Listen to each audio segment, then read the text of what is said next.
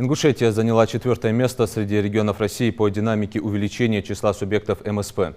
Махмуд Али Калиматов заслушал доклад исполняющего обязанности министра экономического развития республики Аслана Нальгиева о проделанной ведомством работе за первое полугодие.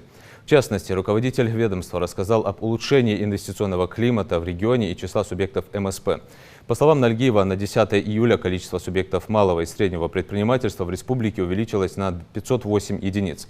За отчетный период проведены 2 заседания инвестиционного совета при главе республики, на которых было подписано 4 инвестиционных соглашения с организациями. Резиденция МАГАЗ, Старт Плюс, Инвестстройпроект и Агромельпродукт. Реализация этих проектов общей стоимостью порядка 1 миллиарда 800 миллионов рублей планируется к концу 2028 года.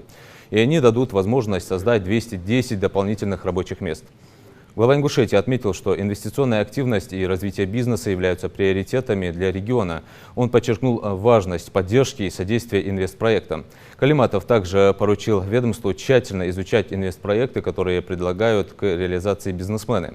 По его мнению, выделение земельных участков инвесторам для реализации проектов должно производиться только после тщательной проверки экономической обоснованности и в будущей рентабельности проекта.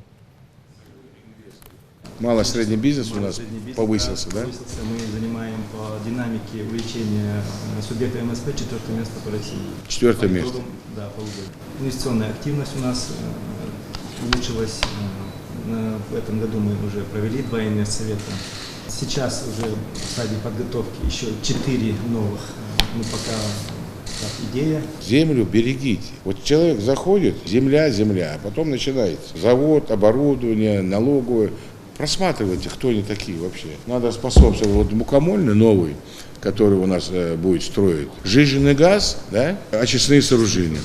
Мне нужно, чтобы сегодня вы уже начали работать над одним вопросом. У нас там 24-25 год, расчет, что в будущем, какие прогнозы.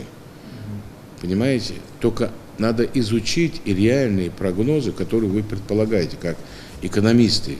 На что нам обратить внимание, какой сектор нам поднять больше. Перспективное направление. Да, и все эти вещи возьмите и продумайте, хорошо? Да.